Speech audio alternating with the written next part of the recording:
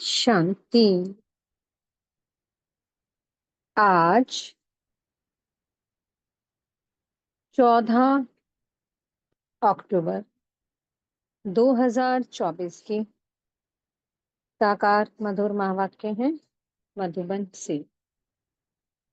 आज मीठे बाप दादाजी ने कहा, मीठे बच्चे, hear no evil, see no evil, talk no evil. यहाँ तुम सत्संग में बैठे हो, तुम्हें मायावी कुसंग में नहीं जाना है। कुसंग लगने से ही संशय के रूप में घुटके आते हैं। प्रश्न है, इस समय किसी भी मनुष्य को स्पिरिचुअल नहीं कह सकते हैं, क्यों? उत्तर है, क्योंकि सभी देह अभिमानी हैं। देह अभिमान वाले स्पिरिचुअल कैसे कहला सकते हैं?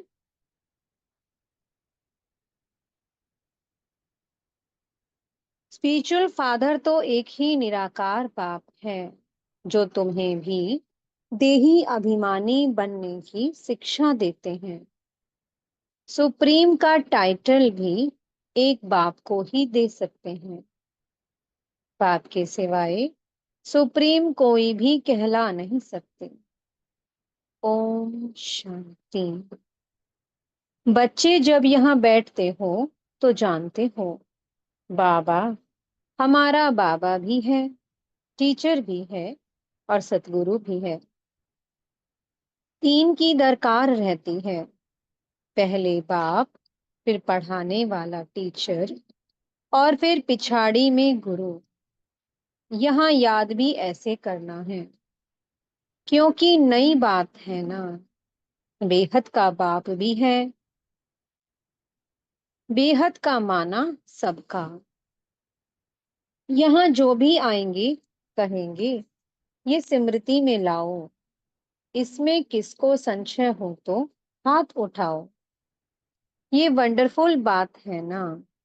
जन्म जन्मांतर कभी ऐसा कोई मिला होगा जिसको तुम बाप, टीचर, सतगुरु समझो। सो भी सुप्रीम, बेहद का बाप, बेहद का टीचर, बेहद का सतगुरु, ऐसा कभी कोई मिला? सिवाय इस पुरुषोत्तम संगम युग के कभी मिल ना सके। इसमें कोई को संशय हो तो हाथ उठावे। यहाँ सब निश्चय बुद्धि होकर बैठे हैं। मुख्य है ही ये तीन। बेहद का बाप नॉलेज भी बेहद की देते हैं। बेहद की नॉलेज तो ये एक ही है। हद की नॉलेज तो तुम अनेक पढ़ते आए हो। कोई वकील बनते हैं, कोई सर्जन बनते हैं, कोई यहाँ तो डॉक्टर, जज, वकील आदि सब चाहिए ना। वहां तो दरकार नहीं, वहां दुख की कोई बात ही नहीं है। तो अब बाप बैठ बेहद की शिक्षा बच्चों को देते हैं। बेहद का बाप ही बेहद की शिक्षा देते हैं। फिर आधा कल्प कोई शिक्षा तुमको पढ़ने की नहीं है। एक ही बार शिक्षा मिलती है, जो 21 जन्मों के लिए फलीभूत होती है, अर्थात उनका फल मिलता है। वहां तो डॉक्टर, बैरिस्टर, जज आदि होते नहीं। यह तो निश्चय है ना, बरोबर ऐसे है ना। वहां दुख होता नहीं, कर्म भोग होता नहीं। बाप कर्मों की गति बैठ समझाते हैं। वह गीता सुनाने वाले क्या ऐसे सुनाते हैं? बाप कहते हैं, मैं तुम बच्चों को राजयोग सिखाता हूँ। उसमें तो लिख दिया है, श्री कृष्ण भगवानुवाच, परंतु वो है दैवीय गुणों वाला मनुष्य। शिव बाबा तो कोई नाम धरते नहीं, उनका दूसरा कोई नाम नहीं। बाप कहते हैं, मैं ये शरीर लोन लेता हूँ। ये शरीर रूपी मकान हमारा नहीं है, ये भी इनका मकान है। खिड़कियां आदि सब हैं। तो बाप समझाते हैं, मैं तुम्हारा बेहद का बाप अर्थात सभी आत्माओं का बाप हूँ। पढ़ाता भी हूँ आत्माओं को। इनको कहा जाता है स्पिरिचुअल फादर अर्थात रूहानी बाप। और कोई को भी रूहानी बाप नहीं कहेंगे। यहाँ तुम बच्चे जानते हो, ये बेहद का बाप है। अब स्पिरिचुअल कॉन्फ्रेंस हो रही है। वास्तव में स्पिरिचुअल कॉन्फ्रेंस तो है ही नहीं। वह तो स्पिरिच वह तो सच्चे स्पिरिचुअल है नहीं, देह अभिमानी है। बात कहते हैं बच्चे, देही अभिमानी भव। देह का अभिमान छोड़ो। ऐसे थोड़ी किसको कहेंगे। स्पिरिचुअल अक्षर अभी डालते हैं। आगे सिर्फ रिलीजियस कॉन्फ्रेंस कहते थे। स्पिरिचुअल का कोई अर्थ नहीं समझते हैं। स्पिरिचुअल फादर अर्थात निराकारी फादर। तुम आत्माएं हो स्पिरिचुअल बच्चे। स्पिरिचुअल फादर आकर तुमको पढ़ाते हैं। यह समझ और कोई में हो ना सके। बाप खुद बैठ बतलाते हैं कि मैं कौन हूँ। गीता में ये नहीं है। मैं तुमको बेहद की शिक्षा देता हूँ। इसमें वकील, जज, सर्जन आदि की दरकार नहीं, क्योंकि वहां तो एकदम सुख ही सुख है। दुख का नाम निशान नहीं होता। यहाँ फिर सुख का नाम निशान नहीं है। इसको कहा जाता है प्रायलोक। सुख तो कागविष्टा समान है। जरा सा सुख है तो बेहद सुख की नॉलेज दे कैसे सकते हैं। पहले जब देवी देवताओं का राज्य था तो सत्यता 100% थी। अभी तो झूठ ही झूठ है। ये है बेहद की नॉलेज। तुम जानते हो, ये मनुष्य सृष्टि रूपी झाड़ है जिसका बीज रूप मैं हूं। उस उनमें झाड़ की सारी नॉलेज है। मनुष्यों को ये नॉलेज नहीं है। मैं चैतन्य बीज रूप हूँ। मुझे कहते ही हैं ज्ञान का सागर। ज्ञान से सेकंड में गति सदगति होती है। मैं हूँ सबका बाप। मुझे पहचानने से तुम बच्चों को वर्षा मिल जाता है। परंतु राजधानी है ना। स्वर्ग में भी मर्तबे तो बहुत नंबरवार बहुत हैं। बाप एक ही पढ़ाई पढ़ाते हैं। पढ़ने वाले तो नंबरवार ही होते हैं। इसमें फिर और कोई पढ़ाई की दरकार नहीं रहती। वहां कोई बीमार होता नहीं। पाई पैसे की कमाई के लिए पढ़ाई नहीं पढ़ते। तुम यहाँ से बेहद का वर्षा ले जाते हो। वहां ये मालूम नहीं पड़ेगा कि ये पद हमको कोई ने दिलाया है। यह तुम अभी समझते हो। हद की नॉलेज तो तुम पढ़ते आए हो। अब बेहद की नॉलेज पढ़ाने वाले को देख लिया, जान लिया। जानते हो, बाप बाप भी है, टीचर भी है। आकर हमको पढ़ाते हैं। सुप्रीम टीचर है, राजयोग सिखलाते हैं। सच्चा सतगुरु भी है। ये है बेहद का राजयोग। वह बैरिस्ट्री, डॉक्टरी ही सिखलाएंगे, क्योंकि ये दुनिया ही दुख की है। वो सब है हद की पढ़ाई, ये है बेहद की पढ़ाई। बाप तुमको बेहद की पढ़ाई पढ़ाते हैं। यह भी जानते हो, ये बाप, टीचर, सतगुरु कल्प कल्प आते हैं, फिर यही पढ़ाई पढ़ाते हैं। सतयुग त्रेता के लिए, फिर प्राय लोप हो जाता है। सुख की प्रालब्ध पूरी हो जाती है ड्रामा अनुसार। ये बेहद का बाप बैठ समझाते हैं। उनको ही पतित पावन कहा जाता है। श्री कृष्ण को तमेव माता च पिता व पतित पावन कहेंगे क्या? इनके मर्तबे और उनके मर्तबे में रात दिन का फर्क है। अब आप कहते हैं, मुझे पहचानने से तुम सेकंड में जीवन मुक्ति पा सकते हो। अब श्री कृष्ण भगवान अगर होता तो कोई भी झट पहचान ले। श्री कृष्ण का जन्म कोई दिव्य अलौकिक नहीं गाया हुआ है, सिर्फ पवित्रता से होता है। बाप तो कोई कोई के गर्भ से नहीं निकलते हैं। समझाते हैं, मीठे मीठे रूहानी बच्चों, रूह ही पढ़ती है। सब संस्कार अच्छे व बुरे रूह में रहते हैं। जैसे जैसे कर्म करते हैं उस अनुसार उन्हें शरीर मिलता है। कोई बहुत दुख भोगते हैं, कोई काने, कोई बहरे होते हैं। कहेंगे पास्ट में ऐसे कर्म किए हैं जिसका ये फल है। आत्मा के कर्मों अनुसार ही रोगी शरीर आदि मिलता है। अभी तुम बच्चे जानते हो, हमको पढ़ाने वाला है God father, God teacher, God preceptor है। उसको कहते हैं गॉड परम आत्मा।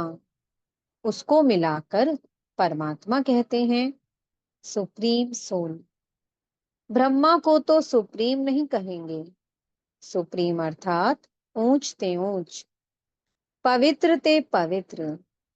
मर्तबे तो हर एक के अलग अलग हैं। श्री कृष्ण का जो मर्तबा है वह दूसरे को मिल नहीं सकता। प्राइम मिनिस्टर का मर्तबा दूसरे को थोड़ी देंगे। बाप का भी मर्तबा अलग है। ब्रह्मा, विष्णु, शंकर का भी अलग है। ब्रह्मा, विष्णु, शंकर देवता हैं, शिव तो परमात्मा है।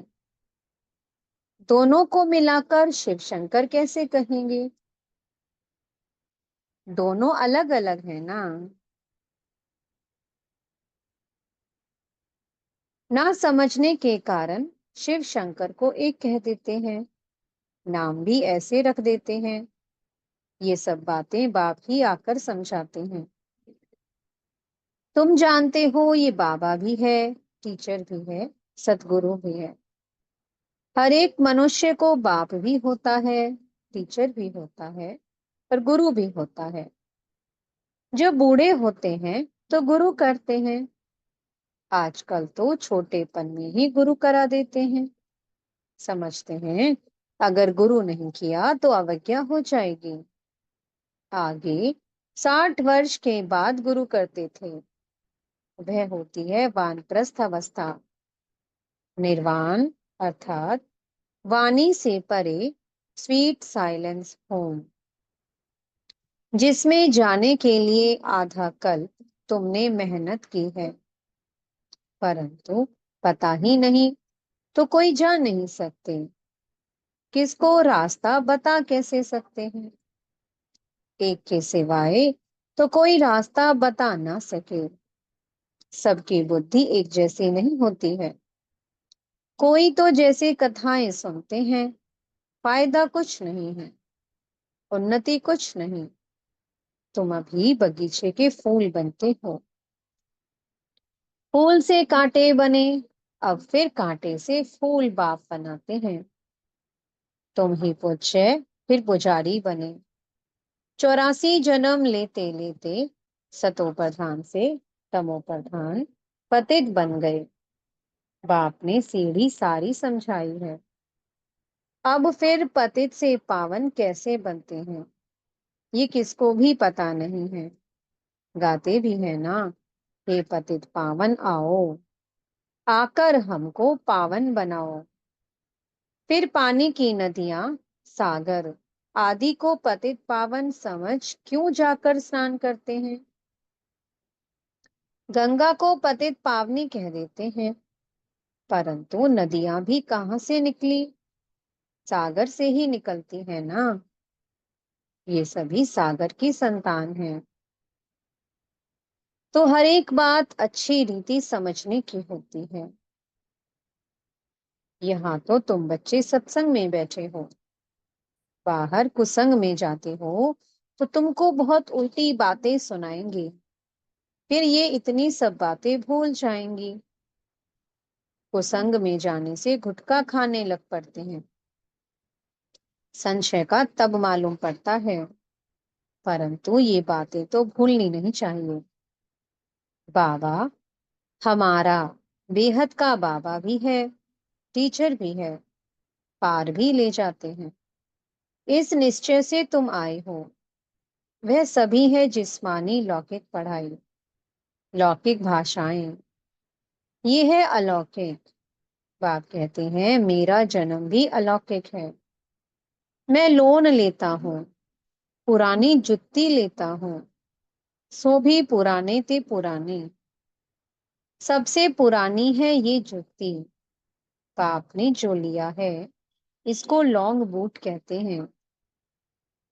ये कितनी सहज बात है, यह तो कोई भूलने की नहीं है। परंतु माया इतनी सहज बातें भी भुला देती है। बाप बाप भी है, बेहद की शिक्षा देने वाला भी है, जो और कोई दे ना सके। बाबा कहते हैं बल जाकर देखो कहाँ से मिलती है। सब है मनुष्य, वह तो ये नॉलेज दे ना सके। भगवान एक ही रथ लेते हैं, जिसको भाग्यशाली रथ कहा जाता है, जिसमें बाप की प्रवेशता होती है, पद्मा पदम भाग्यशाली बनाने। बिल्कुल नजदीक का दाना है। ब्रह्मा सो विष्णु बनते हैं, शिव बाबा इनको भी बनाते हैं, तुमको भी इन द्वारा विश्व का मालिक बनाते हैं। विष्णु की पूरी स्थापन होती है, इसको कहा जाता है राजयोग। राजाई स्थापन करने के लिए अभी यहाँ सुन तो सब रहे हैं, परंतु बाबा जानते हैं बहुतों के कानों से बह जाता है। कोई धारण कर और सुना सकते हैं, उनको कहा जाता है महारथी। सुनकर फिर धारण करते हैं, औरों को भी रुचि से समझाते हैं। महारथी समझाने वाला होगा तो झट समझेंगे। घोड़े सवार से कम, प्यादे से और भी कम। यह तो बाप जानते हैं कौन महारथी है, कौन घोड़े सवार है। अब इसमें मूंझने की तो बात ही नहीं। परंतु बाबा देखते रहते हैं, बच्चे मूंझते हैं, फिर गुटके खाते रहते हैं, आंखें बंद कर बैठते हैं। पापा ने कहा बाबा देखते रहते हैं कि बच्चे मूंझते हैं, फिर झुटके खाते रहते हैं, आंखें बंद करके बैठ जाते हैं। कमाई में कभी घुटका आता है क्या? झुटका खाते रहेंगे तो फिर धारणा कैसे होगी? उबासी से बाबा समझ जाते हैं कि ये थका हुआ है। कमाई में कभी थकावट नहीं होती, उबासी है उदासी की निशानी। कोई ना कोई बात के घुटके अंदर खाते रहने वालों को उबासी बहुत आती है। अभी तुम बाप के घर में बैठे हो तो परिवार भी है, टीचर भी बनते हैं, गुरु भी बनते हैं, रास्ता बताने के लिए मास्टर गुरु कहा जाता है। तो अब बाप का राइट हैंड बनना चाहिए ना, तो बहुतों का कल्याण कर सकते हैं। धंधे सभी में है नुकसान, बिगड़ धंधे नर से नारायण बनने के, सभी की कमाई खत्म हो जाती है। नर से नारायण बनने का धंधा बाप ही सिखलाते हैं। तो फिर कौन सी पढ़ाई पढ़नी चाहिए? जिनके पास धन बहुत है वो समझते हैं स्वर्ग तो यहाँ ही है। बापू गांधी ने राम राज्य स्थापन किया। अरे दुनिया तो ये पुरानी तमो प्रधान है ना, और ही दुख बढ़ता जाता है। इनको राम राज्य कैसे कहेंगे? मनुष्य कितने बेसमझ बन पड़े हैं। बेसमझ को तमो प्रधान कहा जाता है। समझदार होते हैं सतों प्रधान, ये चक्कर फिरता रहता है। इसमें कुछ भी बाप से पूछने का नहीं रहता। बाप का फर्ज है रचता और रचना की नॉलेज देना। वह तो देते रहते हैं, मुरली में सब समझाते रहते हैं, सभी बातों का रिस्पॉन्ड मिल जाता है। बाकी पूछेंगे क्या? बात के सिवाय कोई समझा ही नहीं सकते, तो पूछ भी कैसे सकते हैं? ये भी तुम बोर्ड पर लिख सकते हो। एवर हेल्दी, एवर वेल्दी, 21 जन्म के लिए बनना है तो आकर समझो। अच्छा, मीठे मीठे से लदे बच्चों प्रति माता पिता बाप दादा का याद प्यार और गुड मॉर्निंग। रूहानी बाप की रूहानी बच्चों को नमस्ते। हम रूहानी बच्चों की मीठे रूहानी बाप दादा जी को बहुत बहुत याद प्यार, गुड मॉर्निंग और नमस्ते। धारणा के लिए मुख्य सार है।